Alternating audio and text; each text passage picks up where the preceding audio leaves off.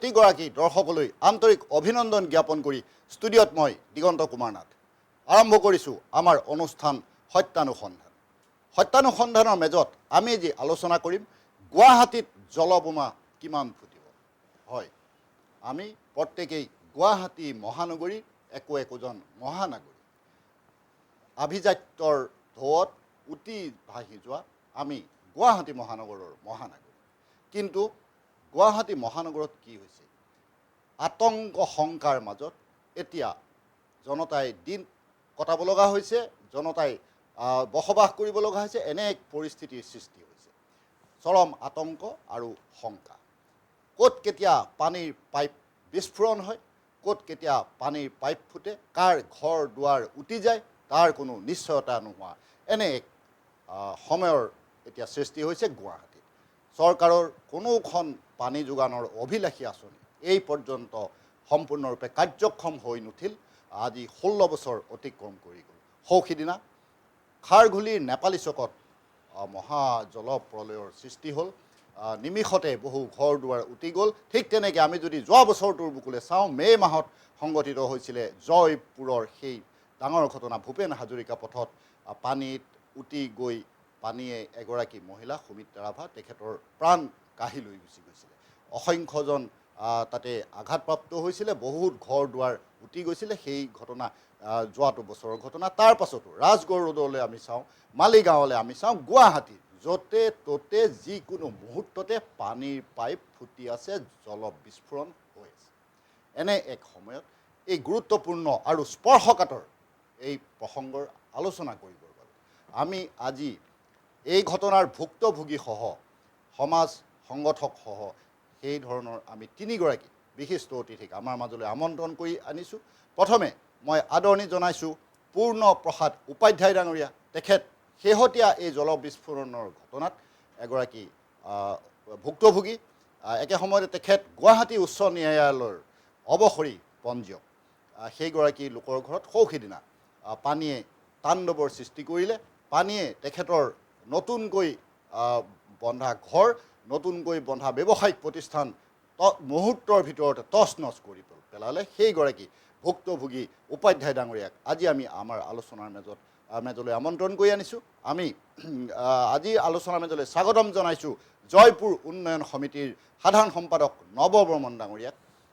এই বৰ্মন ডাঙৰীয়াই জয়পুৰৰ সেই ঘটনাৰ পাছৰ পৰা বৰ্তমান পৰ্যন্ত বিভিন্ন ক্ষেত্ৰত সেই মানুহখিনিৰ বাবে, জয়পুৰৰ সেই দুৰ্ভগীয়া মানুহখিনিৰ বাবে যুঁজ দি আহিছে। তেখেতে বিভিন্ন সময়ত বিভিন্ন ঠাইলৈ গৈ সেই মানুহখিনিৰ স্বাৰ্থত মাত মাতি আহিছে। আমি তেখেতৰ পৰা আজি এই জল বিস্ফোৰণ, এই ঘটনা সন্দৰ্ভত, পাইপ ফুটা কাহিনী সন্দৰ্ভত, দুৰ্ভগীয়া মানুহখিনিৰ কথাৰে আমি বহু কথা পাতিম। আমি সেই আশাৰে তেখেতক আদৰণি জনাইছোঁ।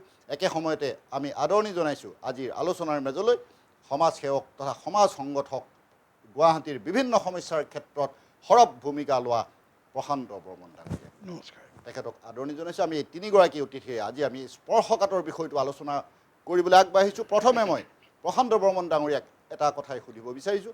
গুৱাহাটীত ধাৰাবাহিকভাৱে এই জল বিস্ফোৰণৰ ঘটনা ঘটি আছে, পানীৰ পাইপ ফুটি আছে, যিকোনো ঠাইত যিকোনো মুহূৰ্ততে সেই ঘটনাবোৰ ঘটি আছে। মানুহে গুৱাহাটীৰ মহানগৰীকে চৰম আতংকগ্ৰস্ততাৰ মাজত দিন অতিবাহিত কৰিছে। আপুনি কি ভাবে? নহয় চাওক, মই আগতেও কৈছোঁ যে জলবোৰ আমাক পানী লাগিবই। এক নম্বৰ কথা, আমি পানীৰ কাৰণে বহু বছৰ ধৰি যুঁজি আছোঁ।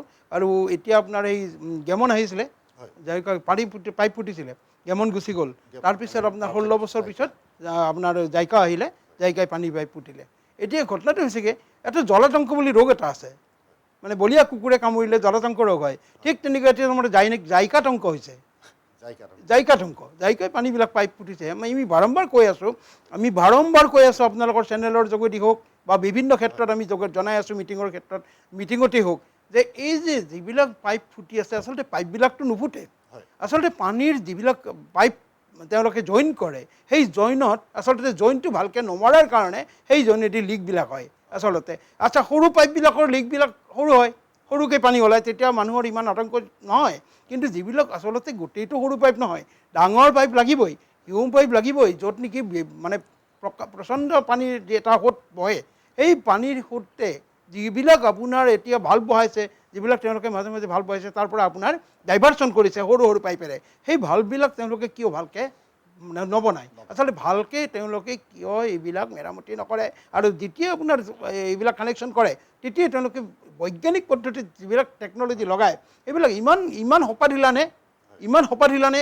টেকন'লজিৰ ইমানেই অভাৱ হ'লনে আমাৰ ইয়াতে যে মানুহ এনেকুৱা অৱস্থা হৈছে যে পানীৰ পাইপৰ ফুটি মানুহ মৰে আমাৰ ইয়াত।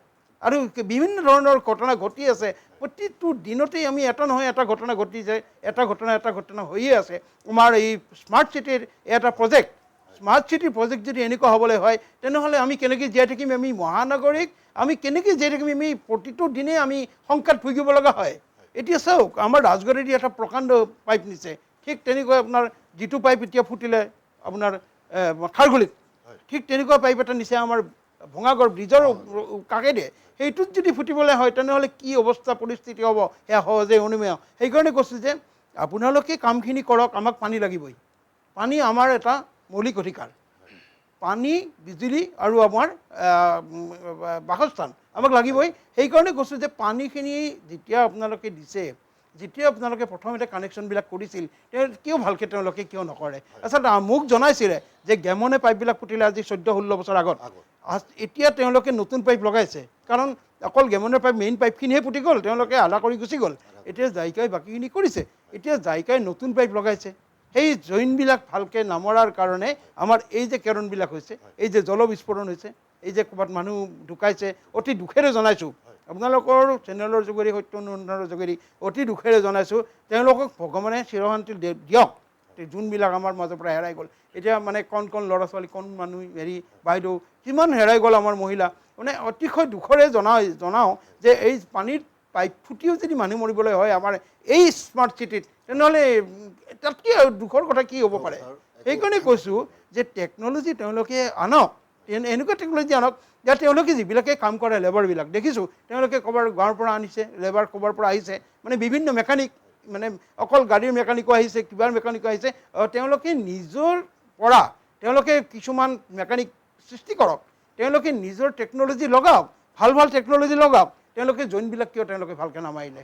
প্ৰথমতেই তেওঁলোকে জানে যে ইমান প্ৰচণ্ড বেগত আমাৰ পানী আহিব, আমাৰ ৰিজাৰ্ভাৰৰ পৰা পানী আহিব, সেই পানী আমাৰ ৰিজাৰ্ভাৰত জমা হ'ব, তাৰ পৰা আমাক ডিষ্ট্ৰিবিউট কৰিব। কিন্তু এনেকুৱা তেওঁলোকে কিয় সপাদিলা? এনেকুৱা এটা দুৰ্ভাগ্যজনক ঘটনা বাৰ ঘটিবলৈ পাইছে যে তেওঁলোকে কিয় টেকন'লজি এইবিলাক তেনেকৈ নলগালে? ওপৰত যিখন আপোনাৰ ঢকনা কাটে তেওঁলোকে সোমাইতো পানীবিলাক জইন কৰে, সেইফালেদি ওলাই আহে মানুহটো, আকৌ সেইখন দৰ্জা বন্ধ কৰি দিয়ে। কিয় তেওঁলোকে সেই দৰ্জাখন ইমান সপাদিলাৰে বন্ধ কৰিছিল? তেওঁলোকে কিয় তাতে আপোনাৰ বেলেগ টেকন'লজি লগাই তেওঁলোকে সেইখন পেকিং কৰি নিদিলে? তেওঁলোকে বাৰে এইটো কৰি আছে। সিদিনাখন হৈ গ'ল এটা ঘটনা, আকৌ এটা ঘটনা পৰহি হ'ল, ধাৰাবাহিকভাৱে এনেকৈ চলি আছে। খুব দুখেৰে জনাম। সেইকাৰণে কৈছোঁ যে জলবোৰ্ড আপোনালোক সজাগ হ'ব হ'ল। পল্লৱ লোচন মহোদয় আমাৰ নতুন হৈছে আমাৰ নগৰ উন্নয়ন মন্ত্ৰী জয়ন্ত মল্ল বৰুৱা, আপোনাক জনাম যে অতি সোনকালে আপোনালোকে এইবোৰ যাতে একেবাৰেই বন্ধ হয়, সম্পূৰ্ণভাৱে নিৰাময় কৰক, আৰু যিবিলাক ক্ষতিগ্ৰস্ত হৈছে তেওঁলোকক উপযুক্ত ক্ষতিপূৰণ দিয়ক, আৰু তেওঁলোকক যাতে এইখিনিৰ পৰা ৰেহাই দিয়ে। খুব দুখেৰে জনাম, সঁচাকৈ কৈছোঁ, আমাৰ প্ৰেছাৰ বাঢ়ি গৈছে।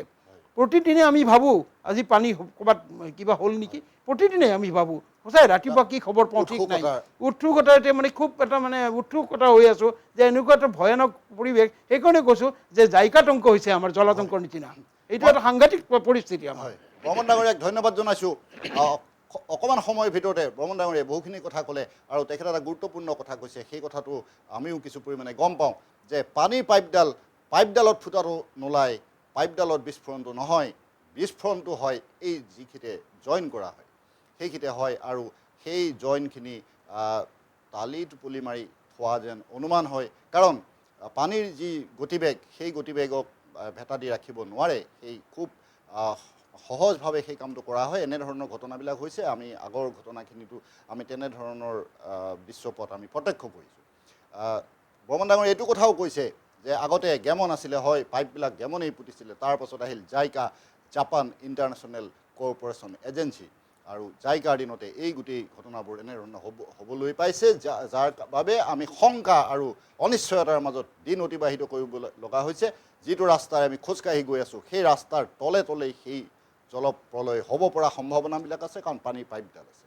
এনে এক সময় আমাৰ মাজত আহি পৰিছে। মই এতিয়া পূৰ্ণপ্ৰসাদ উপাধ্যায় ডাঙৰীয়াৰ ওচৰলৈ আহিছোঁ। তেখেত এগৰাকী অতি সাংঘাতিক ধৰণৰ এই ঘটনাত ক্ষতিগ্ৰস্ত ব্যক্তি। সিদিনা যিটো ঘটনা হ'ল খাৰগুলিত, সেই ঘটনাত তেখেতৰ এটা গেৰেজ, এটা সম্পূৰ্ণৰূপে ধূলিচ্ছাদ হৈ গ'ল, তছ নছ হৈ গ'ল। সেইদিনা সেই পৰিস্থিতি সন্দৰ্ভত উপাধ্যায় ডাঙৰীয়াই যদি অকণমান বহলাই কয়, কাৰণ ৰাতিপুৱাই হৈছিলে, মানুহ যি সময়ত কাৰ্যালয়লৈ যাবলৈ ওলাই, ল'ৰা ছোৱালীবিলাক স্কুললৈ যাবলৈ ওলাই, সেই সময়তে সেইদিনা সেই অঘটনটো সংঘটিত হৈছিলে। উপাধ্যায় ডাঙৰীয়াই অকণমান যদি বৰ্ণনা কৰে। হয়, এডি ভাৰত 24ক মই বিশেষ ধন্যবাদ দিছোঁ। তেখেতে তেওঁলোকৰ মজিয়ালৈ মতাৰ কাৰণে আজি। লাষ্ট ফেব্ৰুৱাৰী 2 তাৰিখে আছিল যি ঘটনা সংঘটিত হৈছিলে, ৰাতিপুৱা ঠিক 9:40 মই সদায় ৰাতিপুৱা 9টা বজাত মই দোকানখন খোলোঁ। মোক অলৰেডি মোক আইডেণ্টিটি দিছে, মই ৰিটায়াৰ্ড ৰেজিষ্টাৰ আছিলোঁ গুৱাহাটী হাইকোৰ্টত। সেই ৰিটায়াৰমেণ্টৰ পইচালৈ অলপ পইচা এক্সপেণ্ডিচাৰ, মানে পইচা ইয়াত মই ইনভেষ্ট কৰিছিলোঁ ইন ফিউচাৰত কিবা এটা মানে ব্যস্ততাৰ কাৰণে। এনিৱে সেইদিনা ৰাতিপুৱা ঠিক 9:40 বজাত মই দোকানতে আছোঁ। যি ধৰণেৰে বিস্ফোৰণ এটা হৈছে, মই চক খাই গৈছোঁ। চক খাই মই দোকানৰ পৰা বাহিৰত আহি দেখিলোঁ যে জাইকাৰ যোনটো পাইপ আছে, আমাৰ দোকানৰ সন্মুখেদি গৈছে সেই পাইপটো, মস্ত ডাঙৰ পাইপ। সেই পাইপটো ফাটি পানী একেবাৰে গুলি অহা নিচিনা আহিছে পানী। মই দেখিলোঁ যে ইয়াত থাকিলে মানুহ মৰি যাব, কাৰণ ইয়াৰ প্ৰবলতা ইমানেই ডাঙৰ, ভয়াৱহ। কাৰণ মই আগতে দেখিছোঁ তাতে জয়পুৰত, মোৰ ঘৰৰ ওচৰতে ডেৰ বছৰমান আগতে এইটো হৈছিলে। গোটেই অঞ্চলটো তহচ নহচ কৰি দিছিলে, মানুহো মৰিছিলে। মোক নাজানো কিয় মোৰ ব্ৰেইনত সেইটো আহিল। মই তাৰ পৰা একদম দৌৰি গ'লোঁ, দৌৰি প্ৰায় আধা কিলোমিটাৰ আঁতৰত গ'লোঁ। তাৰপিছত বেক কৰি চাওঁ যে গোটেই পানী বাঢ়ি আছে, একফালেদি পানী বাঢ়ি আছে, মাটি খান্দি গৈ আছে, ডাঙৰ ডাঙৰ বল্ডাৰ উঠি আছে, টিংবিলাক ঢাং ঢুং হৈ আছে, লাইটৰ হাই পাৱাৰ টেনশ্যন লাইন আছে, সেইবিলাকো লৰাই আছে, ঘূৰি আছে, কি হ'ব নহ'ব। এতিয়া প্ৰায় আধা ঘণ্টামান সেইটো চলিল বস্তুটো, হাহাকাৰ সৃষ্টি মানুহৰ। যেতিয়া অলপ কমিল, তাৰপিছত মই আকৌ পুনৰ মোৰ যি দোকান আছিল তাত গ'লোঁ। দেখা পালোঁ যে মোৰ দোকানৰ একো চিন চাপেই নাই, একেবাৰে তহচ নহৈছে। মোৰ মেচিনেৰিজ আছিল, গোটেই 9 লাখ টকা তাত মই ইনভেষ্ট কৰিছিলোঁ। জাষ্ট এমাহ 3 দিন হৈছিল গোটেই তহচ নহচ হৈ গৈছে। কাৰ ৱাশ্বিং চেণ্টাৰ খুলিছোঁ, ৰাইনো কাৰ ৱাছ চেণ্টাৰ মই নাম দিছিলোঁ। মোৰ গোটেই মেচিনেৰিজ আছিল, হাইড্ৰলিক লিফ্ট আছিল, গোটেই মেচিনেৰিজ আছিল, আৰু ভেকুম ক্লিনাৰ আছিল, প্ৰেছাৰ মেচিন আছিল, ড্ৰায়াৰ আছিল, গোদৰেজ আলমিৰা, গোটেই মোৰ হেৰিবিলাক আছিল। গোটেই তহচ নহৈছোঁ, একো বস্তু মই তাত দেখিবলৈ নাপায় মই হতভম্ব হৈ গ'লোঁ। মই কি কৰিম, ক'ত যাওঁ, কি হ'ব। সমান্তৰালকৈ দেখিছোঁ ওচৰে পাছৰে যিবিলাক খাটি খোৱা দোকানীবিলাক আছে, ফ্ৰণ্টত দোকান আছে, পিছফালে ঘৰ আছে। এইজনী বিধৱা তিৰোতা এজনী আছে, তেওঁ দোকান কৰি ঘৰ পৰিয়াল চলাইছিলে, তেওঁৰো গোটেই তহচ নহচ হৈ গৈছে। তেওঁৰ পিছফালে মাটি গোটেই গুচি গৈছে। আগফালে দেখিছোঁ, আগফালে সেই একেই অৱস্থা হৈছে। তাৰ এজন ৰিটায়াৰ্ড ইঞ্জিনিয়াৰে ৰিটায়াৰ হোৱাৰ পিছত তেওঁ অলপ ঘৰো ৰিপেয়াৰ কৰিছিলে, প্ৰায় 7-8 লাখ টকা ইনভেষ্ট কৰি। সেই পইচাও তেওঁলোকৰ মানে গোটেই গুচি গৈছে, গোটেই পানী সোমাই ঘৰ ভিতৰত, আচবাব চাচবাব তেওঁলোকৰ গোটেই ধ্বংস হৈ গৈছে, মানে ধ্বংস লীলা আৰু এটা। কি হ'ব কি নহ'ব এতিয়া আমি মানে এনেকুৱা পৰিস্থিতি হৈছে আমাৰ। এতিয়া সুৰক্ষা ক'ত, সুৰক্ষা মানে আমি যেন মাইন তলত বহাই ৰাখিছে। 1.5 বছৰ আগতে সেইটো ঘটনা হ'ল, আকৌ 1.5 বছৰ পিছত এইটো হ'ল, আকৌ যে পুনৰাবৃত্তি নহ'ব তাৰ কিন্তু একো গেৰাণ্টি নাই। চব আমাক পানী লাগে, চবক পানী নহ'লে মানুহ জীয়াই থাকিব নালাগে। তেওঁলোকে মানে ডিপাৰ্টমেণ্ট এটা আছে, গভৰ্ণমেণ্টৰ আণ্ডাৰত আছে, জলবোৰ্ড। এতিয়া জলবোৰ্ড হৈছে, তেওঁলোকে এক্সপাৰ্ট টিম তাত ইউটিলাইজ কৰক। আমি দেখিছোঁ মাজে মাজে আনস্কিল লেবাৰ লগাইছে, এই 18-19 বছৰীয়া, স্কুলৰ মুখ দেখা নাই, তেনেকুৱা দেখিছোঁ আমি। আমি তাতে থাকোঁ ন, এনি টাইম অহা যোৱা আমি দেখি থাকোঁ। গতিকে মই ভাবোঁ এটাই বিনম্ৰ অনুৰোধ যে হাই কোৱালিটি টেকনিচিয়ান ইউটিলাইজ কৰক। আৰু এটা কথা কওঁ মই, এই পাইপ যে লে কৰিছে, প্ৰায় 17-18 মানত লে কৰিছিলে, তেতিয়াৰ পৰা 23লৈকে সেইটো আনইউটিলাইজ হৈ আছিলে। তাৰ টেম্পাৰামেণ্টটো ডেফিনেটলি কমি গৈছে। যদি সেইটো ৰানিং হৈ থাকিলেহেঁতেন, তথাপিও মানে সেইটো ৰানিঙত থাকিলে একো নহয়। এনেই আপোনাৰ লোহা জাতীয় বস্তু আমি যদি ৰাখোঁ এবছৰ, আপুনি দেখিব তাৰ কি হৈ যায়, গুচি যায়। গতিকে আমাৰ এটা আতংক গোটেই অঞ্চলটোত এটা আতংকময় পৰিৱেশ হৈছে। ঠিক ৰাতিপুৱা সেইটো সময়ত হৈছে যি সময়ত ওৱান অফ দ্য অনাৰেবল জাজ 5 মিনিট আগতে তাৰ পৰা পাৰ হৈ গৈছে, বুজিছে, নাম নকওঁ, কিন্তু ঠিক তেনেকৈ স্কুলত যোৱা গৈ আছে, অফিচত যোৱা গৈ আছে, কাৰ বিজনেছ পাৰপাছত অহা যোৱা চলি আছে, পিক টাইম। সেই মুহূৰ্তত যদি কোনোবা তাতে ওচৰত থাকিলে সেইটো লগে লগে উৰি গৈছিলে, মানুহটো ছিন্ন বিচ্ছিন্ন হৈ গ'লে। গতিকে এতিয়া আতংকময় পৰিৱেশ হৈছে, ইনচিকিউৰ ফিল কৰি আছে গোটেই অঞ্চলৰ মানুহবিলাক, ইনচিকিউৰিটি হৈ আছে। এই বস্তু অলপ তন্নকৈ চাই, ভালকৈ চাই তাক ব্যৱস্থা ল'বলৈ মই অনুৰোধ জনাইছোঁ। উপাধ্যায় ডাঙৰীয়াক ধন্যবাদ জনাইছোঁ। তেখেতে সেইদিনাৰ 2 জানুৱাৰীৰ যি শোকাবহ ঘটনাৰ বৰ্ণনা দাঙি ধৰিলে, আপোনালোকে গমেই পাইছে কেনে এক শংকাৰ মাজত, কেনে অনিশ্চয়তাৰ মাজত মহানাগৰিকে জীৱন অতিবাহিত কৰিব লগা হৈছে। তেখেতৰ বৰ্ণনাৰ মাজত এই কথা স্পষ্টভাৱে উদঙাই দেখুৱাইছে। তেনে সময়ত আমি গুৱাহাটীত বসবাস কৰি আছোঁ, পানীৰ কাৰণে এনে ঘটনাবিলাক ঘটিবলৈ লৈছে। মই এতিয়া আহিছোঁ নৱ বৰ্মন ডাঙৰীয়াৰ ওচৰলৈ। তেখেত জয়পুৰ উন্নয়ন সমিতিৰ সাধাৰণ সম্পাদক। এই গুৰু দায়িত্বত থাকি তেখেতে বহুখিনি কাম কৰি আছে। সেই দুৰ্ভগীয়া মানুহখিনিৰ কাৰণে মই প্ৰথমতেই বৰ্মন ডাঙৰীয়াৰ পৰা সেই জয়পুৰত 2023 চনত যি ঘটনা ঘটিছিলে মে' মাহত, এই ঘটনাত য'ত সমিত্ৰা ৰাভা নামৰ 57 বছৰীয়া মহিলাগৰাকীৰ কৰুণ মৃত্যু ঘটিছিলে, 22টাৰো ওপৰত ঘৰ ধ্বংস হৈ গৈছিলে, আশ্ৰয় শিবিৰ পাতিবলৈ বাধ্য হৈছিলে, সেই সময় আৰু বৰ্তমান সময়ৰ লগত কোনো তফাত নোহোৱা এনে পৰিৱেশৰ সৃষ্টি হৈছে। বৰ্মন ডাঙৰীয়াই এই সন্দৰ্ভত কি কয়? প্ৰথমতে মই এনি ভাৰত 24ক অশেষ ধন্যবাদ জনাইছোঁ, আজি এই ষ্টুডিঅ'ৰ মজিয়াত মোক দুআষাৰ ক'বলৈ সুযোগ দিয়াৰ বাবে। 2023 চনৰ মে' মাহৰ যিটো এক্সিডেণ্ট, যিটো জলবিস্ফোৰণ, এইটো কেনেকুৱা ভয়ানক জলবিস্ফোৰণ আছিলে, আৰু সেই জলবিস্ফোৰণটো পুনৰাবৃত্তি ঘটিছে 2 জানুৱাৰীত। 2 জানুৱাৰীত তাৰে আগত বেলেগ বেলেগ জেগাততো হৈছে, কিন্তু তেনেকুৱা এটা সাংঘাতিক জলবিস্ফোৰণ কিয় হ'বলৈ পালে পুনৰাবৃত্তি?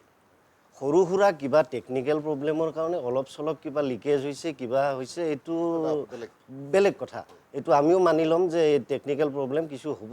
কিন্তু 2023 চনৰ যিটো টেকনিকেল প্ৰব্লেম আছিলে, সেই টেকনিকেল প্ৰব্লেমটো ছল্ভ নকৰাকৈ তেখেতসকলে আমাক কেনেকৈ পানী দি আছে?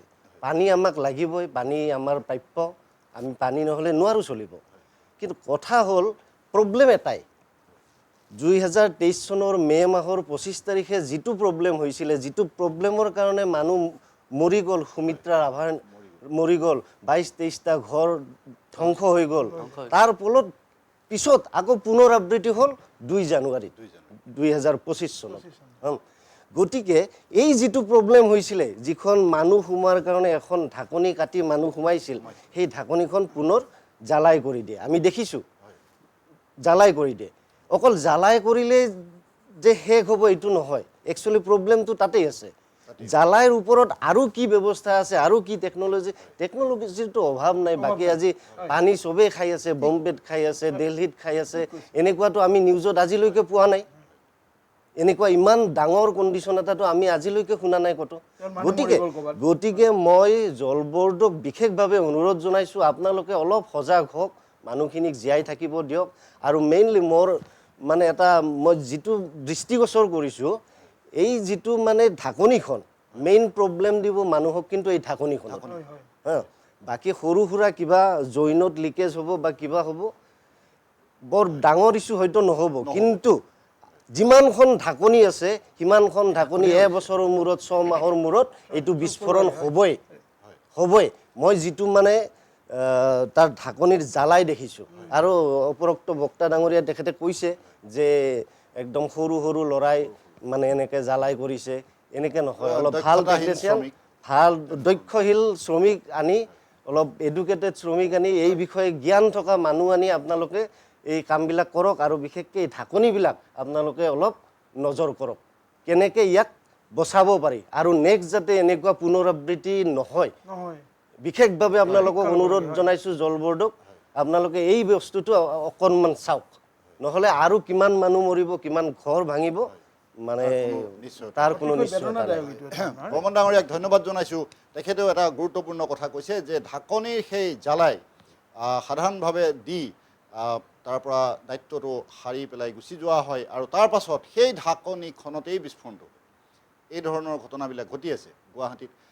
মানে সেই ঘটনাৰ প্ৰতি জল বৰ্ডে বিশেষভাৱে চকু দিবৰ বাবে আমাৰ কেউজন অতিথিয়ে আজি আহ্বান জনাইছে।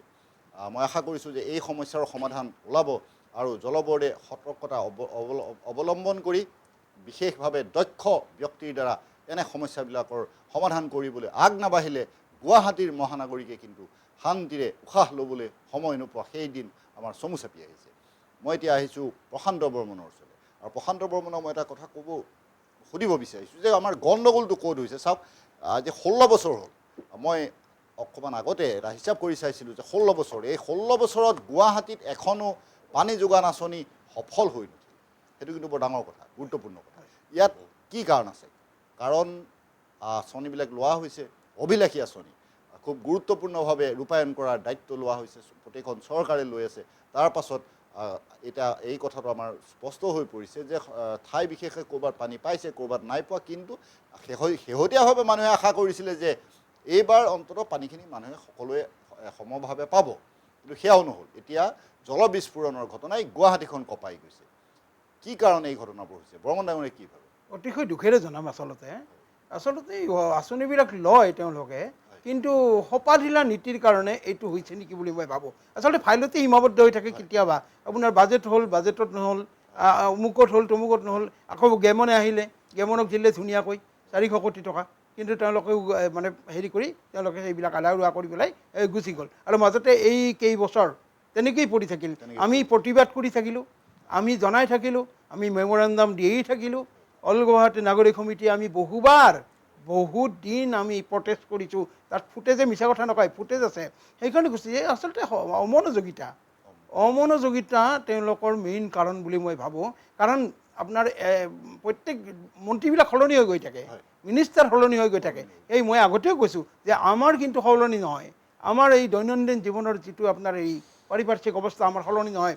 চাওক, পানীৰ কাৰণে আমি কিমান লাগিছোঁ, কিমান হেৰি কৰিছোঁ। এতিয়া জলবৰ্ড আহিলে, বাৰু জলবৰ্ড আহিলে ধন্যবাদ দিছোঁ।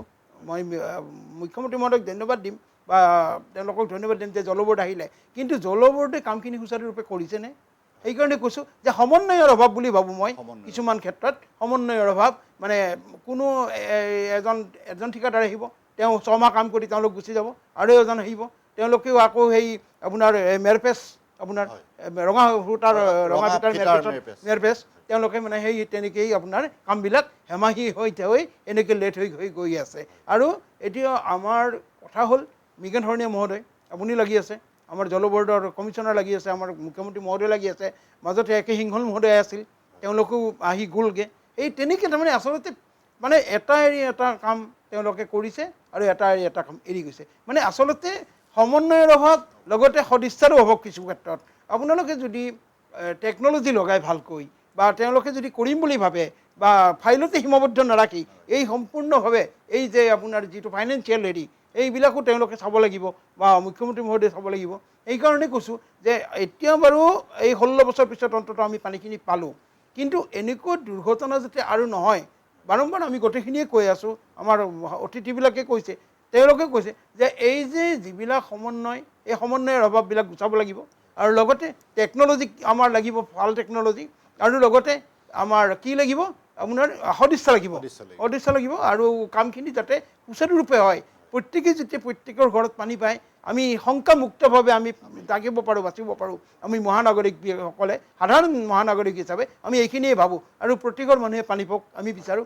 আৰু লগতে জলবৰ্ড উন্নত হওক, জলবৰ্ডৰ যিখিনি কাম কাজ আৰু উন্নত হওক, যাতে এনেকুৱা ঘটনা আৰু পুনৰাবৃত্তি নহওক।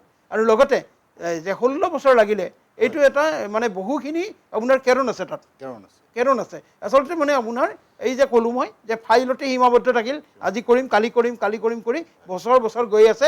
এনেকৈ গৈ 16 বছৰত পৰিলে, আহি ওলাই আজি আমি জলবৰ্ডৰ এই অৱস্থা। আমি পানীখিনি কিছু মানে হ'লেও পাইছোঁ, কিন্তু এনেকুৱা ক্ষেত্ৰত অকল পানীখিনি পালেই নহ'ব, আমাৰ জীৱনৰ নিৰাপত্তা আমাক লাগিব, আমাক প্ৰাণৰ শংকা আহি পৰিছে আচলতে। সেইকাৰণে কৈছোঁ যে জাইকা আতংকটো আমাৰ আঁতৰাব লাগিব, তাৰ কাৰণে জলবোৰ্ডে ব্যৱস্থা ল'ব লাগিব আৰু ভাল টেকন'লজি আৰু আনক আৰু টেকন'লজি আনক তেওঁলোকে মানে আপোনাৰ ফাইনেন্সৰ অভাৱ হোৱা নাই ফাইনেন্স দি আছে চেণ্ট্ৰেলি দি আছে আমাৰ মুখ্যমন্ত্ৰী মহোদয় দক্ষ বুলি কয় তেখেতেও দক্ষ মুখ্যমন্ত্ৰী তেখেতেও চাই আছে কিন্তু আমাৰ যাতে প্ৰাণৰ শংকা আৰু নহয় যাতে পুনৰাবৃত্তি আৰু নহয় খাৰঘুলিৰ যিটো অৱস্থা হৈছে এই দুবাৰ হৈ গ'ল এতিয়াও তেওঁলোকে শিক্ষা নল'লে তাৰ কাৰণে আমি দুখিত সেইকাৰণে কৈছোঁ যে তেওঁলোকে যাতে এইটো বস্তু ভাবে যে আমাৰ মহানাগৰিকৰ জীৱনৰ মূল্য আছে আমাৰ জীৱনৰ মূল্য আছে আমি এজন মানুহ হেৰাই যাব আমাৰ সম্পত্তি হেৰাই যাব আমি কেতিয়াও নিবিচাৰোঁ আমি সকলোৱে কষ্ট কৰি বহু কষ্টেৰে এখন ঘৰত যাওঁ এখন ঘৰ লাগে আমাক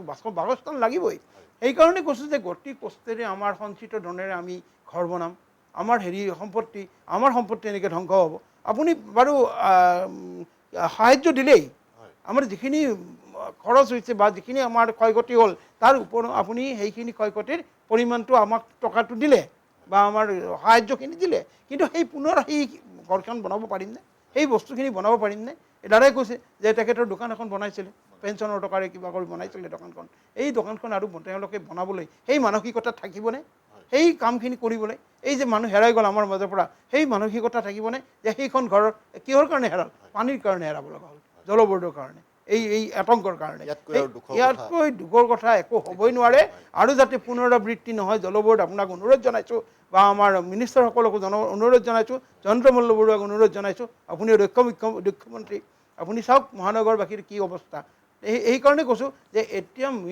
আচল কথা হ'ল আমি পানীখিনি পালোঁ ধন্যবাদ দিছোঁ তাৰ কাৰণে কিন্তু আমাৰ এই আতংক আপোনালোকে গুচাব লাগিব আৰু যাতে পুনৰাবৃত্তি নহয় আমাৰ এই যিবিলাক কেৰণ আছে সেই কেৰণবিলাক মানে দক্ষতাৰে মানে উপযুক্ত টেকন'লজি লগাই সমাধান কৰক আজিৰ পৰাই আৰম্ভ কৰক য'ত যি কেৰণ আছে নহ'লে আমাৰ এই বস্তু হৈয়ে থাকিব আৰু এই আতংক আমাৰ কেতিয়াও নাযায় আৰু মহানগৰীকে কাম কৰি খাব নে আপোনাৰ আতংকত ভুগিব সেইকাৰণে কৈছোঁ যে আপোনালোকে চাওক যাতে আমাৰ এই আতংক আপোনালোকে দূৰ কৰিব পাৰে আজিৰ পৰাই আপোনালোকে কাম আৰম্ভ কৰক এতিয়াৰ পৰাই কাম আৰম্ভ কৰক বৰ্মন ডাঙৰীয়াক ধন্যবাদ জনাইছোঁ তেখেতেও কিছু গুৰুত্বপূৰ্ণ কথা এই প্ৰসংগত আগবঢ়াইছে আপোনালোকৰ সন্মুখত এটা কথা মোৰ মনলৈ আহিছে যে জয়পুৰত যেতিয়া সেই ভয়ংকৰ জলবিস্ফোৰণৰ ঘটনাটো ঘটিছিল তেতিয়া গুৱাহাটী মহানগৰৰ উপায়ুক্তৰ দায়িত্বত আছিলে IAS বিষয়া পল্লৱ গোপাল জা ডাঙৰীয়া আৰু বৰ্তমান সকলোতকৈ ভাল লগা কথা হ'ল গুৱাহাটী জল বৰ্ডৰ পৰিচালন সঞ্চালকৰ দায়িত্বত আছে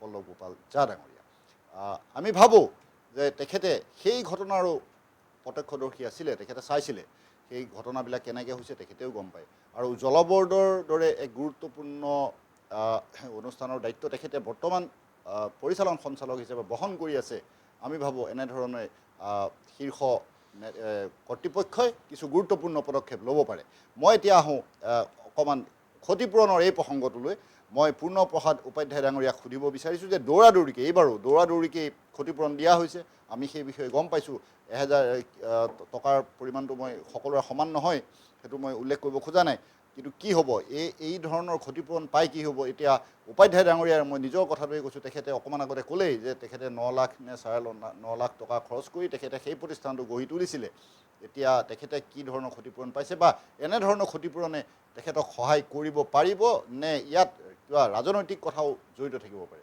উপাধ্যায় ডাঙৰীয়া কি কৰে হয় মই যি ধৰণে মোৰ খৰচ হৈছিলে 9 লাখ টকা মই ইনভেষ্ট কৰিছিলোঁ মোৰ ৰিটায়াৰমেণ্টৰ হেৰিৰ পৰা তাত মানে ইনভেষ্ট কৰিছিলোঁ এতিয়া গোটেইটো শেষ হৈ গ'ল এতিয়া সেইটোৱে কৈ এতিয়া চৰকাৰৰ ফালৰ পৰা মই 1,25,000 পালোঁ সেই পইচা যদি মোৰ একোৱেই নহ'ব 1,25,000 দি একোৱেই নহ'ব মোৰ মেচিনাৰী ডেমেজ হৈ গৈছে ঘৰ ধ্বংস হৈ গৈছে টিন পাত হাবি জাবি গোটেই একে নাই একোৱেই নাই একদম আকৌ নতুনকৈ সৃষ্টি কৰিব লাগিব মই এতিয়া মোৰ চিন্তাৰ বিষয় হৈছে মই কেনেকৈ কৰোঁ মই ক'ত যাওঁ কাক কি কৰোঁ কাক মিনতি কাকতি কৰোঁ এতিয়া আহিছে মিনিষ্টাৰসকল আহিছে তেখেতে কৈছে আমি এককালীন মানে সাহায্য তেওঁলোকে 1,25,000 ইমিডিয়েটলি দিছে কিন্তু ইমিডিয়েটলি সেই পইচা যিটো নহ'ব এডেকুৱেট নহয় একচুৱেলি সেই এডেকুৱেট নহয় 1,25,000 উপাধ্যায় ধন্যবাদ জনাইছোঁ আমি এক গুৰুত্বপূৰ্ণ বিষয় আলোচনা কৰি আছোঁ গুৱাহাটীত জলবোমা কিমান ফুটিব আমি কিছু সময়ৰ পাছত পুনৰ আলোচনাৰ মাজলৈ উভতি আহিম এতিয়া লৈছোঁ খন্তেক বাণিজ্যিক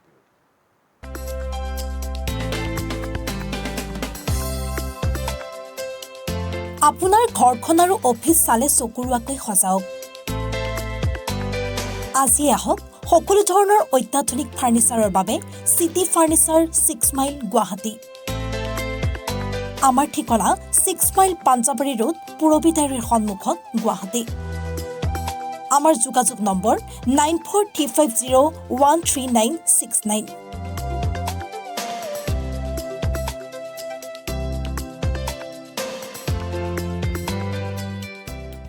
অত্যাধুনিক চিকিৎসা পদ্ধতি আৰু কাৰিকৰী কৌশলেৰে সমৃদ্ধ হৈ ৰাইজৰ সেৱাত মুকলি হ'ল JNSM পলিক্লিনিক কাম diagnostic centre and multi speciality hospital paramedical প্ৰশিক্ষণৰ ব্যৱস্থাও উপলব্ধ আমাৰ ঠিকনা ৱাৰ্ড নম্বৰ 4 কৰিম চক মঙলদৈ দৰং অসম ফোন নম্বৰ 6001887100 আৰু 6003048093 অত্যাধুনিক চিকিৎসা পদ্ধতি আৰু কাৰিকৰী কৌশলেৰে সমৃদ্ধ হৈ ৰাইজৰ সেৱাত মুকলি হ'ল JNSM পলিক্লিনিক কাম diagnostic centre and multi speciality hospital paramedical প্ৰশিক্ষণৰ ব্যৱস্থাও উপলব্ধ আমাৰ ঠিকনা ৱাৰ্ড নম্বৰ 4 কৰিম চক মঙলদৈ দৰং অসম ফোন নম্বৰ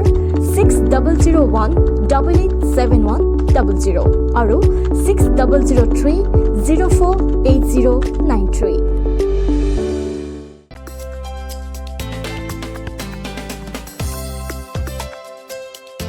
আপোনাৰ ঘৰখন আৰু অফিচ চালে চকুৰোৱাকৈ সজাওক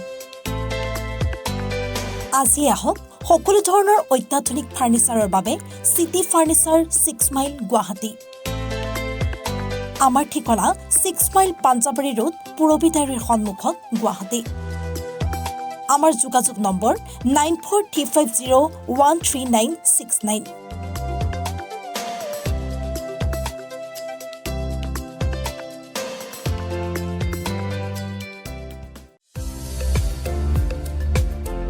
শৰীৰৰ যিকোনো অসুবিধাৰ সন্মুখীন হৈছে নেকি আপুনি শাৰীৰিক সমস্যাৰ কেৱল আমি দিম অভিজ্ঞ চিকিৎসকে দিব সুপৰামৰ্শ প্ৰতি সপ্তাহত থাকিব বিভিন্ন ৰোগৰ বিশেষজ্ঞ চিকিৎসক চাবলৈ নাপাহৰিব এনিফাৰত 24ৰ বিশেষ অনুষ্ঠান স্বাস্থ্য বিশেষ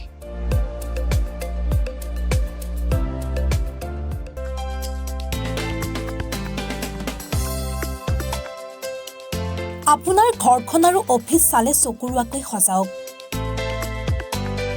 আজি আহক সকলো ধৰণৰ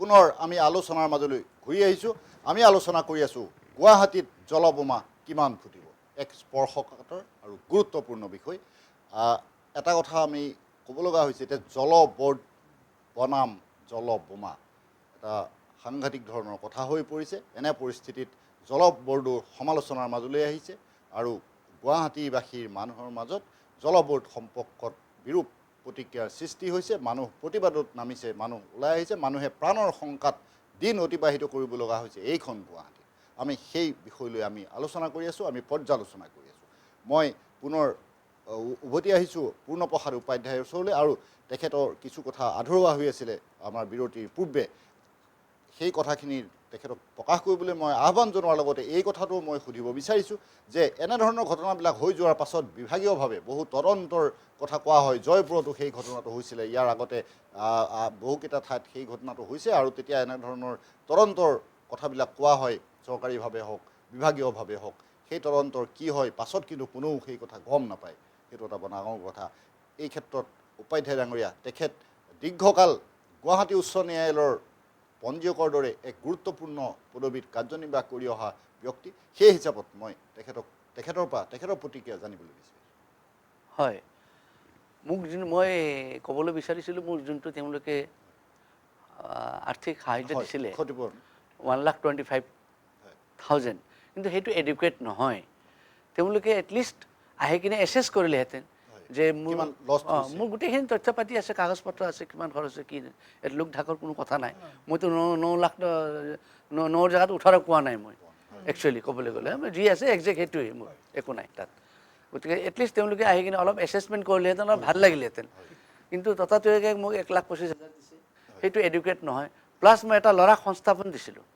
তাৰো মানে কিবা এটা সেই বেচেৰা সি মাহিলী কিবা এটা পালে সিও মৰি গ'ল তাৰো অৱস্থা নোহোৱা হ'ল বেচেৰা সেইটো এটা দুখ লগা কথা আৰু বাকী যি তদন্তৰ কথা আহি পৰিছে লাষ্ট টাইম যি ঘটনা হৈছিল জয়পুৰত 2023 তাত তদন্তৰ কথাহে শুনিছিলোঁ কিন্তু তদন্তৰ তাত ৰিজাল্ট কি হ'ল ফলাফল কি হ'ল আমি নাপালোঁ তদন্তৰ কথা আমি ইনকুৱাৰী বহাইছে ইনকুৱাৰী কৰি আছে বুলি পেপাৰে পত্ৰে আমি পাইছোঁ কিন্তু তাৰ কি হ'ল who was the responsible person whether punishment has been given or not that information is yet to come out আমি এতিয়ালৈ নাজানো কি হৈছে হোৱা নাই কিন্তু খালি তদন্ত ঠিক এনেদৰে এইটোতো বোধ কৰোঁ তদন্ত নিশ্চয় হ'ব তাৰ আমি উত্তৰ পাম না নাপাম কোন দায়ী কোন দোষী কোনে নিৰ্দোষী কাৰ দ্বাৰা এইবোৰ ঘটনা হ'বলৈ পালে ঘটনা বন্ধ হ'ব নে নাই কি এইটো বন্ধ হ'ব নে নাই আৰু কি হ'ব ভৱিষ্যত কি হ'ব মানুহৰ এতিয়া ইনচিকিউৰিটি এতিয়া গোটেই সমগ্ৰ অঞ্চলত এটা আতংকময় পৰিৱেশ হৈ আছে চেপা উত্তেজনা হৈ আছে সেইটোক এতিয়া কোনে ইয়াক মেৰামতি কৰিব ইয়াক কোনে ঠিক ঠাক আশ্বাসন কোনে দিব এই কথাবোৰ আহি পৰিছে এতিয়া আমি ৰাস্তাত খোজকাঢ়োঁতে আমাক ভয় লাগে অলপ কিবা আৱাজ আহিলেও আমি আতংক হৈ যাওঁ কি হ'ল ফাটিবই নেকি নে সেইটোৱে হ'ব নেকি এনেকুৱা ধৰণৰ কথা এটা হৈ আছে গতিকে মই ভাবোঁ যে এই বস্তুটো ধুনীয়াকৈ বিভাগীয় কৰ্তৃপক্ষে এক্সপাৰ্ট লগাই টেকনিচিয়ান লগাই ভালকৈ লগাই তেওঁলোকে তন্ন কৰি চাই তাক ঠিক কৰক অকল ঠিকাদাৰক ঠিকা দিলে কাম সমাপন নহয় এক্সপাৰ্ট আনক ইঞ্জিনিয়াৰে কণ্টিনিউৱাছ চাই থাকক এক্সপাৰ্টে চাই থাকক আৰু স্কিল লেভেল লগাওক কাৰণ নহ'লে আৰু এনেকুৱা ভাবোঁ কি যে নাহিব সেইটো নাই মইতো ভয় লাগি গৈছে মোৰ এতিয়াতো মইতো এনেকুৱা লাগিছে মই তাৰ পৰা গুচি যাম নেকি বেলেগ জেগাত কথা এটা কৈছোঁ মই তেনেধৰণৰ কথা এটা হৈছে এতিয়া চবটো তেনেকৈ হেৰি কৰিব নোৱাৰে চিটুৱেশ্যন এনেকুৱা হৈ আছে এতিয়া গতিকে এই বস্তুটো গোটেই ধুনীয়াকৈ তেওঁলোকে এক্সপাৰ্ট লগাই কিনে ধুনীয়াকৈ মানুহ মানে ইঞ্জিনিয়াৰ হাইলি কোৱালিফাইড ইঞ্জিনিয়াৰ লগাওক অকল ঠিকা লৈ ঠিকাদাৰক দায়িত্ব দিলে নহ'ব ঠিকাদাৰে পাল মৰা কাম কৰিব যিমান কম পইচাত পায় সেনেকুৱা মানুহ লগাব আনস্কিল মানুহ লগাব কাৰণ তেওঁলোকৰ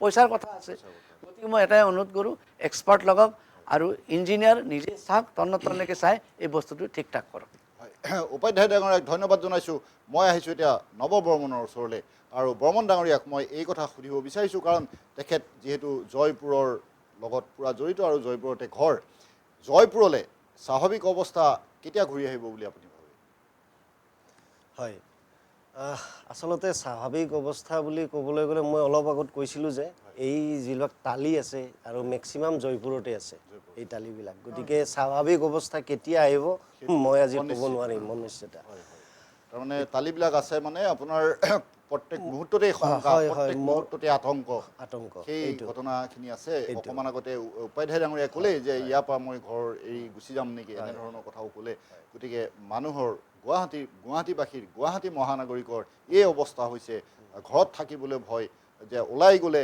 ঘূৰি আহি ঘৰখন তেনেদৰে পাবনে নাই সেইটো এটা শংকা এইটো কম এটা ডাঙৰ কথা নহয় কম এটা স্পৰ্শকাতৰ আৰু গুৰুত্বপূৰ্ণ বিষয় নহয় মই আহিছোঁ প্ৰশান্ত বৰ্মনৰ ওচৰলৈ এইখিনিতেই মই এটা গুৰুত্বপূৰ্ণ প্ৰসংগ ইয়াতে উত্থাপন কৰিব বিচাৰিছোঁ তেখেতৰ নাম আছিলে সত্যব্ৰত শৰ্মা তেখেত অৱসৰী মুখ্য অভিযন্তা তেখেত আৰবান ৱাটাৰ ছাপ্লাই আছিলে আৰু তেখেতে এটা কিন্তু সতৰ্কবাণী কৰিছিলে অৱসৰৰ পাছত তেখেতে সতৰ্কবাণী কৰিছিলে আৰু এই যে আমাৰ যি পানীৰ পাইপৰ এই ছিষ্টেমটো তেখেতে বহু পূৰ্বেই এটা কথা কৈছিলে যে গুৱাহাটীৰ বিভিন্ন ঠাইত এনেধৰণে পানী ফুটিব তেখেতে নামো উল্লেখ কৰি দিছিলে যে এতিয়া অৱশ্যে তেখেতে উল্লেখ কৰা ঠাইখিনিৰ আশে পাশে ঘটনাবিলাক ঘটি আছে এই বিষয়টো লৈ মই প্ৰশান্ত বৰ্মনক এটা কথা সুধিব বিচাৰোঁ যে এনেধৰণৰ সতৰ্কবাণী বা এনেধৰণৰ পৰ্যবেক্ষণ এনেধৰণৰ আমাৰ যি অভিজ্ঞ ব্যক্তি আছে তেখেতসকলৰ কথাবিলাক আমাৰ চৰকাৰে বা আমাৰ বিভাগে গুৰুত্ব নিদিয়ে নেকি যদি গুৰুত্ব দিলেহেঁতেন মই এই প্ৰশ্নটো এইকাৰণে উত্থাপন কৰিছোঁ যদি তেতিয়াই এই কথাটো সত্যব্ৰত শৰ্মাৰ সেই সতৰ্কবাণী গুৰুত্ব দিয়া হ'লে আজি এই পৰিস্থিতিত গুৱাহাটীবাসীয়ে ভোগ নকৰিলেহেঁতেন সেই প্ৰসংগৰ পৰা মই আপোনাক সুধিছোঁ কি কাৰণে এনেধৰণৰ ঘটনাবোৰ হৈ আছে অতিকৈ দুৰ্ভাগ্যজনক চাওক অৱসৰী ইঞ্জিনিয়াৰ তেখেতে 33 বছৰ বা 34 বছৰ কাল চাকৰি কৰি ইঞ্জিনিয়াৰিঙৰ সমগ্ৰ পৰিৱেশটো দেখি তেওঁ water এটা supply তে কৰিছিল। ৱাটাৰ ছাপ্লাইতে কৰিছিলে। তেখেতে ভালকৈ জানিছিল যে এইখিনি কি হ'ব পাৰে, গণ্ডগোলবিলাক ক'ত কুটি নাটি ইমানখিনি জনা মানুহ এজনৰ এই যিবিলাক আপোনালোকৰ এডভাইচ দিছিলে তেওঁলোকে, কিয় তেওঁ নামানিলে আচলতে প্ৰথমতেই? তেতিয়াই যদি সেই প্ৰথমতেই ফ্ৰম দ্য ভেৰি বিগিনিং যেতিয়াই পাইপবিলাক লগাইছিল তেতিয়াই যদি তেখেতৰ সেই কথাটো শুনিলেহেঁতেন তেনেহ'লে কিজানি আজি এই অৱস্থা পৰিৱেশ নহ'লহেঁতেন। আচ্ছা, টেকনিকেল ফল্ট হ'ব পাৰে, দুই এটা ঘটনা বিক্ষিপ্ত ঘটনা হ'ব পাৰে, এইটো নোহোৱা নকওঁ, কিন্তু হয়তো এনেধৰণৰ শংকা এটা আমাৰ এতিয়া হয়তো নহ'লহেঁতেন। মানে তেখেতৰ কথাতে কিয় নামানিলে সেইটো মই প্ৰশ্ন কৰিম এতিয়া জল বৰ্ডক, কিয় তেওঁলোকে সেই কথাটো মানি নল'লে? তেওঁ নিশ্চয় এক্সপিৰিয়েঞ্চ আছিল, যথেষ্ট এক্সপিৰিয়েঞ্চ থকা মানুহ, তেখেতে অৱসৰ ল'লে এই এটা বিভাগ জল বৰ্ডতেই আপোনাৰ মুখ্য অভিযন্তা হিচাপে তেখেতে অৱসৰ ল'লে, কিয় তেওঁলোকে কথা নামানিলে? সেই তাৰ ফলটো আমি ভুগিছোঁ এতিয়া আমাৰ সাধাৰণ নাগৰিকে। এতিয়া আমাৰ এই অৱস্থা হৈছে, আমাৰ সম্পত্তি না গ'ল, আমাৰ মানুহ হেৰাই গ'ল, কিমান জন, কি গুৱাহাটীত কি দুখ কৰিছিল তেওঁলোকে, কি দুখ আছিল তেওঁলোকৰ। এনেকুৱা দুৰ্ভাগ্যজনক আৰু দুখজনক ঘটনা, তাকেই কৈ আছোঁ বাৰে বাৰে যে এনেকুৱা দুৰ্ভাগ্যজনক আৰু দুখজনক ঘটনা আৰু যাতে নহয়। আৰু সত্যব্ৰত শৰ্মা তেখেত ডাঙৰীয়া, তেখেতক নমস্কাৰ কৰিছোঁ মই ইয়াৰ পৰাই, যে তেখেতৰ এই হেৰিবিলাক এডভাইচবিলাক কিয় নামানিলে? এতিয়াও সময় আছে, সেই তেখেতক মাতি আনক, তেখেত নিশ্চয় জনা মানুহ, বহুত জনা মানুহ, তেখেতৰ কথা তেওঁলোকে আকৌ এতিয়া মাতি আনক। মই ভাবোঁ জল বৰ্ডে মাতক, তেখেতক মাতি তেওঁলোকৰ পৰা এডভাইচ লওক, আৰু পুনৰ যাতে নহয় যিখিনি টালি লগাইছে বা যিখিনি আপোনাৰ মেৰামতি কৰিব লগা আছে সেইখিনি যাতে তেওঁৰ কথা মতেই বিজ্ঞানসন্মতভাৱে উপযুক্ত টেকনিচিয়ান লগাই মানে আপোনাৰ দক্ষ টেকনিচিয়ান লগাই তেওঁলোকে এই কামখিনি কৰিলে নিশ্চয় ভৱিষ্যতে এনেকুৱা ঘটনা নহ'ব বুলি মই ভাবোঁ, পুনৰাবৃত্তি নহ'ব আৰু আমাৰ শংকাও নহ'ব।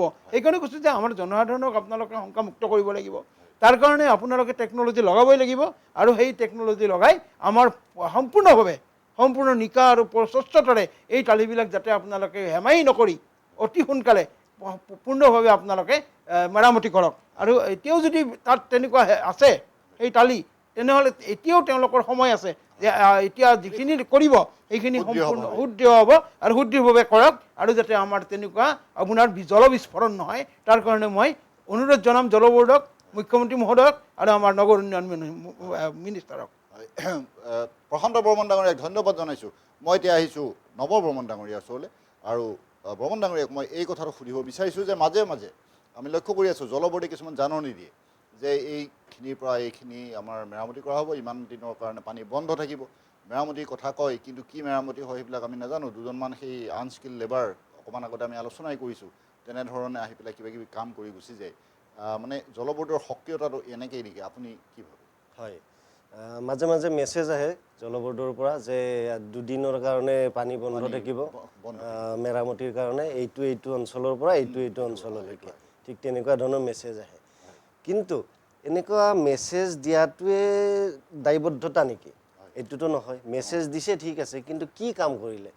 যদি মেৰামতিৰ কাম কৰিয়ে আছে তথাপিও ইয়াত এনেকুৱা ধৰণৰ ঘটনাবিলাক কিয় হ'বলৈ পাইছে? প্ৰথম কথা এইটো। গতিকে আপোনালোকে জল বৰ্ডক মই বিশেষভাৱে অনুৰোধ জনাইছোঁ, আপোনালোকে ভালদৰে, বিশেষকৈ এই যিডাল ডাঙৰ পাইপ, এই ডাঙৰ পাইপডাল খুব ভালদৰে আপোনালোকে পৰীক্ষা নিৰীক্ষা কৰক, কেনেকৈ যাতে এই ঘটনাবিলাকৰ পুনৰাবৃত্তি নঘটে। চাওক, পানী আমাক লাগিবই। পানী যেতিয়া মানে আমি পৰা পাইছোঁ, আমি মুখত হাঁহি আহিছিল, আমি কেনেকুৱা পানীৰ অভাৱত আছিলোঁ। আপোনালোকক ধন্যবাদ জনাইছোঁ যে আমি পানী খাব পাইছোঁ, তাৰ বাবে আমি আপোনালোকক অশেষ ধন্যবাদ।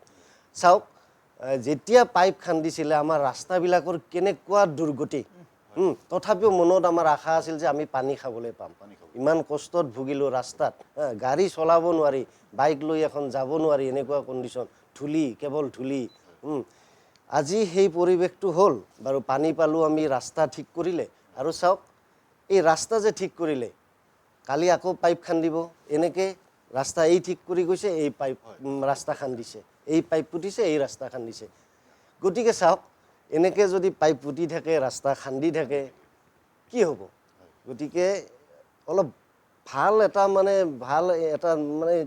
কি কয় এইটো পাৰ্মানেণ্ট চলিউশ্যন পাৰ্মানেণ্ট সলিউশ্যন এটা আপোনালোকে লওক, যাতে স্থায়ী স্থায়ী সমাধান এটা লাগে, স্থায়ী সমাধান। যাতে ৰাস্তা খান্দিব নালাগে পাইপৰ কাৰণে, নহ'লে আৰু সেই একেই দুৰ্যোগ একেই মানে কণ্ডিশ্যনতে আমি থাকিব লাগিব, এইখিনিয়ে আৰু ঘূৰাই ঘূৰাই গোটেই ছিষ্টেমটো একেই পথলৈ আহি যাব আৰু তেতিয়া আমাৰ শংকা আঁতৰি নাযায়, শংকা অথচ বেছিকৈ ঘনীভূতহে হ'ব।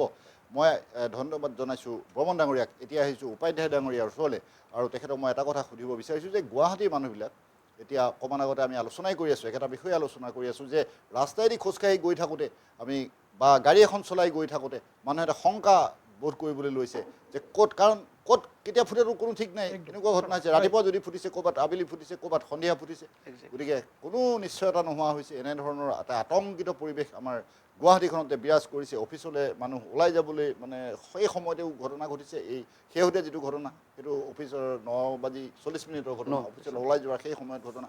গতিকে এনেধৰণৰ ঘটনাবিলাক যেতিয়া মানে ঘটিবলৈ লৈছে, এই পৰিস্থিতিটো কেনেধৰণৰ অৱসান হ'ব? আমি আলোচনা একেটা বিষয়ে কৰি আছোঁ, কাৰণ গুৰুত্ব আমাৰ একেটা বিষয়তে আহিছে যে কেনেধৰণৰ প্ৰক্ৰিয়াৰে আগবাঢ়িলে বা কি কৰিলে এই সমস্যাবিলাকৰ স্থায়ী সমাধান হ'ব।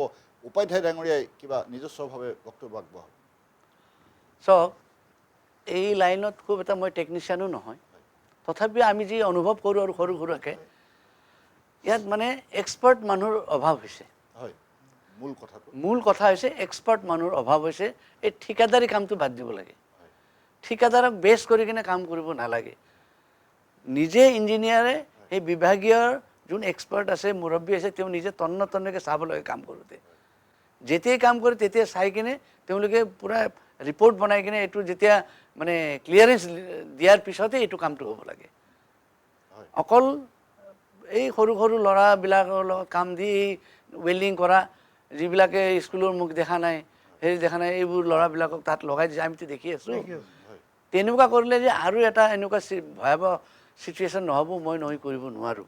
কাৰণ এতিয়া আমাৰ ভয় লগা হৈছে। এতিয়া প্ৰত্যেক স্কুলত যায় ল'ৰা ছোৱালী, অফিচত যায়, কিবা বিজনেছ পাৰপাছত ওলাই আহে, বিভিন্ন ধৰণৰ হেৰি কাৰণে মানুহটো ওলাব আহিবই। ঠিক পিক টাইমত তেনেকুৱা ঘটনা হৈছে, আৰু যে নহ'ব কোনো নাই। সেইকাৰণে মই এটাই অনুৰোধ যে আমাক পানী লাগে, ঠিক তেওঁলোকে আমাৰ বৰ্মনে কোৱা নিচিনাকৈ আমাৰ মুখত হাঁহি বিৰিঙিছে। কাৰণ এটা সময়ত আমি পানীত মানে এনেকুৱা অৱস্থা হৈছিলে যে আমি ক'ত যাম কি কৰোঁ এনেকুৱা অৱস্থা। আমি ব্ৰহ্মপুত্ৰত গা ধুইছোঁ, ব্ৰহ্মপুত্ৰত বাল্টিঙত কাপোৰ লৈ যায়, তাৰ ব্ৰহ্মপুত্ৰত আমি কাপোৰ ধুইছোঁ, তাতে গা ধুই আহিছোঁ, আহি ঘৰত শুকাইছোঁ। এটলিষ্ট সেই পৰিৱেশটো নাই। এতিয়া আমি ঘৰত পানী পাইছোঁ, এটা আনন্দময় পৰিৱেশ এটা আহিছিলে, ধুনীয়া এটা পৰিৱেশ আহিছিলে, পানী পাইছিলোঁ, আমি হাঁহি বিৰিঙিছিলে মুখত। কিন্তু এই যোনটো বিস্ফোৰণ হ'ল, জল বিস্ফোৰণ হ'ল, এই জল বিস্ফোৰণ এই হাঁহিটো সেমেকাই দিছে, সেমেকাই দিছে। এতিয়া ভয়ে লগা হৈছে। এতিয়া যেন আকৌ নদীতে যায় গা ধুই আহিম। মানুহ প্ৰাণ ৰক্ষা লাগে, প্ৰাণৰ এটা ভাবুকি আহি গৈছে। এই বস্তুটো অলপ তেওঁলোকে চাব লাগে। আমাৰ মুখ্যমন্ত্ৰী, দক্ষ মুখ্যমন্ত্ৰী, তেখেতে বহুত জানে, তেখেতে দায়িত্ব দিছে, তেওঁলোকেও বহুত দক্ষ মানুহ। খালি নিৰীক্ষণটো এটা পিৰিয়ডিকেলি কৰিব লাগে, পিৰিয়ডিকেলি নিৰীক্ষণ কৰি যাই থাকিব লাগে। আৰু মানুহ বচাক, মই সেইটোৱে কৈছোঁ যে মানুহ আতংকময় পৰিৱেশৰ পৰা উঠাই আনক। ধন্যবাদ জনাইছোঁ উপাধ্যায় ডাঙৰীয়াক। মই এতিয়া আহিছোঁ প্ৰশান্ত বৰ্মনৰ ওচৰলৈ আৰু প্ৰশান্ত বৰ্মনক এটা কথা ক'ব বিচাৰিছোঁ, কাৰণ তেখেত বিভিন্ন সময়ত আমি লক্ষ্য কৰোঁ প্ৰশান্ত বৰ্মনে আমাৰ গুৱাহাটীৰ মানুহখিনিৰ বাবে বিশেষতঃ তেখেতে বহু ধৰণৰ পদক্ষেপ লৈ আছে। তেখেতে বহু ধৰণৰ প্ৰতিবাদো সাব্যস্ত কৰি আছে বা বিভিন্ন ক্ষেত্ৰত বিভিন্ন বিভাগৰ ওচৰত তেখেতে প্ৰতিবাদ সাব্যস্ত কৰি আছে। সেইখিনি কথা আমি কিছু পৰিমাণে গম পাওঁ। এতিয়া আমি এটা কথা লক্ষ্য কৰোঁ যে মেগা প্ৰজেক্ট পানীৰ ক্ষেত্ৰত গুৱাহাটীত বহুকেইটা লোৱা হ'ল, এই অভিলাষী আঁচনি বহুকেইটা লোৱা হ'ল, কিন্তু সফল কাম সাংঘাতিক ধৰণে ক'তো হোৱা নাই। এতিয়া এইখন আঁচনি সফল হ'বলৈ ওলাইছে, কিন্তু সফল হ'বলৈ ওলাওঁতেই ডাঙৰ ডাঙৰ ঘটনাবিলাক হৈছে। এইটো আৰু এটা বিপৰীত কথা। কাৰণ হয়, পানী আমি পাইছোঁ হয়, কিন্তু তাৰ বিনিময়ত আমি প্ৰাণ দিবলৈ সাজু হ'ব লগা হৈছে। এইটো এটা আৰু সাংঘাতিক কথা। কি ব্যৱস্থাৰে, কেনেধৰণে কি কৰিলে এই সমস্যাৰ পৰা উপশম পোৱা যাব? বৰ্মন ডাঙৰীয়াই কি হ'ব? আচলতে চাওক, আমি সদায় পজিটিভ, আমি সদায় আপোনাৰ পজিটিভ। আমি ভাবোঁ যে আমাৰ ভাল হ'ব, আমাৰ পানী আহিছে, যথেষ্ট এটা খুব মানে ভাল পৰিৱেশ আমাৰ এতিয়া। মই ভাবোঁ যে যিখিনি আমাৰ ব্যৱস্থাপনা তেওঁলোকৰ জল বোৰ্ডৰ, সেই ব্যৱস্থাখিনি আকৌ আপোনাৰ আপগ্ৰেড কৰিব লাগিব। আৰু আমাৰ ইঞ্জিনিয়াৰখিনি যে এই কাম এটা দিছোঁ তেওঁ কৰি আছে, মই যাওঁ, এনেকুৱা নহয়। আচলতে দিন ৰাতি তেওঁলোকে যিখিনি আচলতে আমাৰ লগত ৰিলেটেড, মই বাৰম্বাৰ কৈ আছোঁ যে আমাৰ জনসাধাৰণৰ ৰিলেটেড এই জল বৰ্ডৰ কামখিনি প্ৰতিটো ক্ষেত্ৰতে। এই যে আমি শংকাত ভুগিছোঁ এতিয়া, এইখিনিও এতিয়া আপোনাৰ এটা সাংঘাতিক পৰিৱেশ। এতিয়া ৰাতিও ফুটিব পাৰে, পানীততো কোনো কথা নাই, পানী আপোনাৰ আহি থাকিব। এতিয়া এনেকুৱা এটা হৈছে, এই পৰিৱেশটোৰ পৰা হাত সাৰিবলৈ মই এটাই ভাবোঁ যে জল বৰ্ড আৰু আপগ্ৰেড হওক, আৰু আপোনালোকে